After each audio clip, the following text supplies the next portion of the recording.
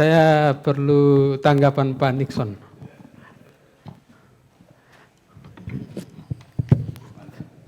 Pak Nixon Ahmad, mantan Ketua DPRD Kota Gorontalo. Terima kasih Pak Hadi.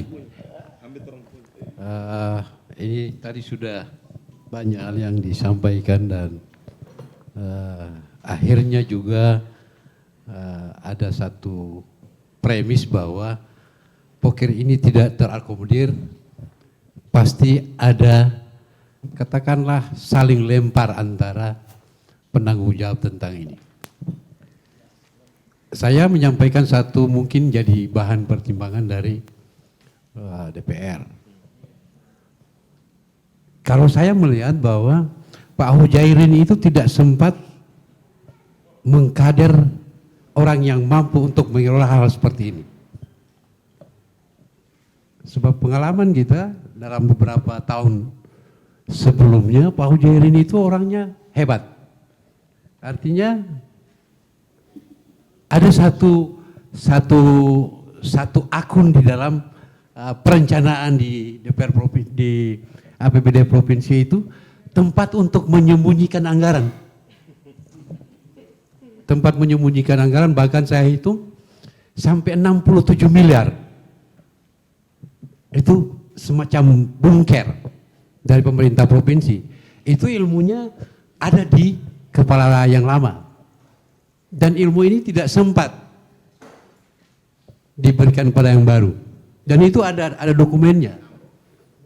Ada dokumennya. Sehingga ketika kepala daerah nanya, kira-kira boleh dipikirkan anggaran 20 miliar? Oh boleh Pak. Langsung bilang boleh Pak. Karena ada tempatnya. Ada tempatnya dan ada dokumennya. Nah, hal-hal yang seperti itu yang tidak sempat atau mungkin dalam regenerasi orang yang ditempatkan dalam pengelolaan keuangan daerah itu tidak sempat, bahkan mengeluarkan anggaran dari kas daerah tanpa ada dokumennya dalam SIPD boleh. Kan selama ini dianggap bahwa ini sekarang sudah ketat, tidak boleh. Tapi Pemda provinsi boleh. Keluar dari kas daerah, ada realisasi anggarannya, tapi dia tidak ada dalam SIPD. Boleh.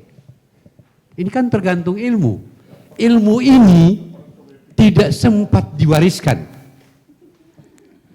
Ilmu ini tidak sempat diwariskan. Pak Nixon tidak paham ilmunya juga, ilmu itu. Kan saya sudah ngomong kemarin, ya, bahwa satu pegawai di provinsi itu, satu orang pegawai di provinsi Gorontalo gaji pokoknya 4.100.000. Masuk akal enggak? Maksudnya diambil dari situ ya? Di situ tempatnya. Di situ tempatnya. Jadi kalau kepala daerah ada kesulitan anggaran, kemudian ada program baru, ada inisiatif baru. Loh, ini ada kesulitan, ini ada dana, kita perlu dana 20 miliar, 30 miliar. Langsung, siap Pak, boleh Pak. Dipikirkan Pak. Tapi ini sudah ada di bunkernya. Nomenklaturnya ada Pak Erin. Nanti saya kasih kalau memang diperlukan. Itu ada. Nah, kondisi seperti ini kalau kita lihat bahwa ada pokir yang terlewatkan itu bukan kesalahan gubernur, tapi feeding informasi dari sekda yang lama terhadap gubernur yang salah. Itu pasti. Yang masuk ke gubernur salah. Contoh saya ingin sampaikan Pak Erin, dan ini perlu untuk lebih hati-hati pemerintah daerah, bahwa saya protes yang lalu kepada Pak penjabat gubernur menandatangani dokumen laporan hasil pemeriksaan BPK. Tapi tidak ada respon, seolah-olah tidak ada yang terjadi. Yang menandatangani dokumen pertanggungjawab mutlak keuangan daerah ke BPK itu tidak boleh Pak penjabat gubernur. Sebab itu terjadi pada bulan Maret, gubernurnya datang 12 Mei. Bagaimana mungkin boleh menandatangani? Tapi ini kan tidak direspon. Dianggap tidak ada apa-apa. Hadir, lahir dengan persalahan pokir. dan sekda baru yang tertimpa dengan persoalan ini. Karena dulu itu kan persoalan dari sekda ke BKD ke kepala daerah itu satu. Sekarang tidak ada itu lagi. Yang lama pengelola keuangan dan yang baru itu takut, ada rasa takut yang besar sekarang. Tidak berani mengambil resiko. Yang sekarang, kalau yang lama berani, bahkan keluar dari daerah tidak dilaporkan ke BPK saja berani. Nah ini yang tidak sempat. Ini regenerasi keilmuan dalam proses pengelolaan keuangan daerah ini tidak sempat diwariskan. Tidak sempatnya ini bagus untuk Provinsi Gorontalo. Perlu untuk kita untuk membangun kembali perspektif pengelolaan keuangan daerah yang baik. Artinya tidak ada itu upaya-upaya untuk menyembunyikan anggaran, tidak disampaikan ke DPRD. Bahkan kalau memang ada dokumen tentang KUA PPAS sekarang, itu bisa dilacak itu Pak. Itu bisa dilacak. Itu yang pertama. Yang kedua, tentang pokir ini, kan pada saat pemerintah daerah mengirim dokumen KUA PPAS ke DPRD, ketika kembali itu KUA itu sudah bukan KUA PPAS, sudah KUA PPA. Jadi tidak ada lagi sementara. Sehingga di sana pertarungannya pada saat proses pembahasan itu, masuklah ini pokok-pokok pikiran dari DPRD. Sebab ketika kembali ke sana tinggal KUA PPA. Dan itu menjadi panduan bagi SKPD untuk menyusun draft RKA. Untuk penyusunan RAPD. Ini lepas. Lepasnya ini karena mungkin DPRD juga terlalu sibuk karena memang banyak perjalanan dinas atau apa dan lain sebagainya, sehingga ini lepas dari informasi itu. Informasi ini tidak sempat ditangkap.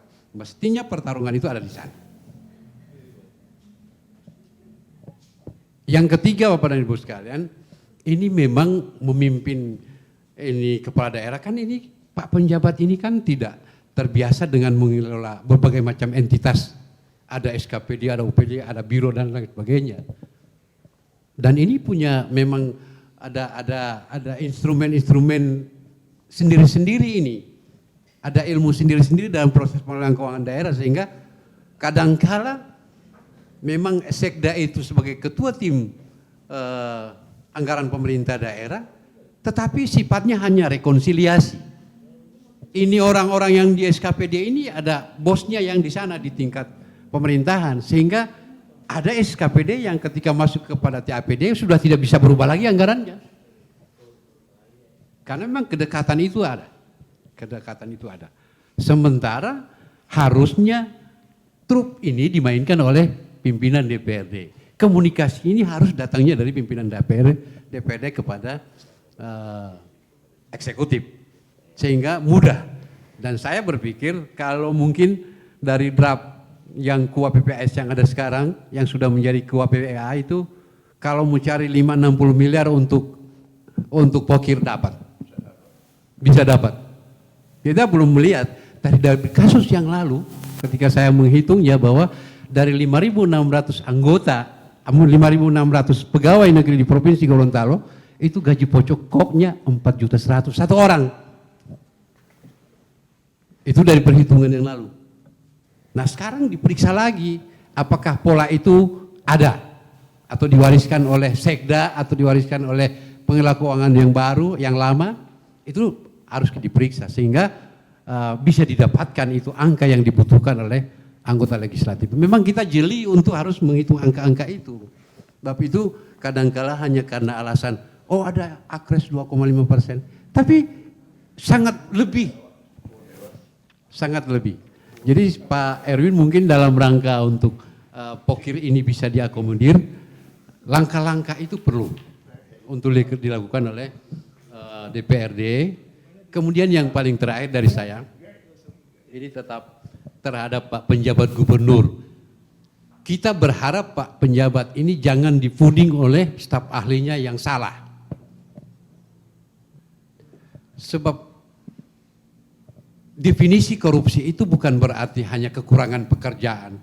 kekurangan volume. Ada atau pekerjaan yang sudah ada tetapi dilaksanakan, tidak seperti itu. Tapi membatalkan salah satu kegiatan yang berdampak kepada kerugian negara terutama, itu korupsi.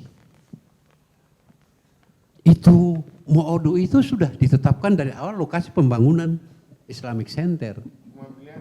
Sudah membeli tanah di sana, kebijakan itu sudah jatuhnya di situ. Ketika dikembalikan ke lokasi yang lain, maka itu pun akan beresiko. Resikonya terhadap kerugian keuangan negara. Jadi jangan dianggap bahwa memindahkan sebuah proyek ke tempat yang lain itu dianggap suatu hal yang biasa. Demikian juga tentang Ainun. Saya bukan berarti, tetapi yang namanya Ainun ini kan PEN. Kalau ini Ainun dibatalkan, Andalas jalan, Taluditi jalan. Terus logikanya seperti apa? Logika itu jalan. PEN ini dalam satu paket. Kemudian paket yang lain bisa dijalankan, yang lain tidak. Karena ada ketakutan dari penjabat tentang akan ada risikonya. Padahal kalau memikir, ya sudah dari awal juga ingin urusan rumah sakit ini, bahkan Pak Adan sudah dari jauh sebelumnya mengusulkan agar ambil pola KPDBU atau ambil pinjam ke institusi yang lain sehingga mempercepat ini. Tetapi kan ketika ada muncul ini PEN ini, nah sekarang dianggap bahwa ini berisiko terhadap pengelolaan keuangan daerah. Memang dari awal kenapa tidak pernah dipikirkan? Yang kita salahkan bukan Pak Gubernur penjabatnya, tapi mereka-mereka yang merencanakan sejak awal itu sekarang juga sudah seide dengan Pak Gubernur untuk membatalkan itu. Terus pikiran kalian beberapa tahun yang lalu itu di mana? Ini kan inkonsistensi pemerintah daerah seperti ini tidak bisa dibiarkan. Harus diberi peringatan keras oleh DPR. Harus diberi peringatan keras. Saya kira ini ada beberapa hal yang perlu untuk saya sampaikan. Terima kasih. Assalamualaikum warahmatullahi wabarakatuh. Waalaikumsalam warahmatullahi wabarakatuh. Baik, terima kasih Pak Nixon dan pemirsa, kita rehat sejenak.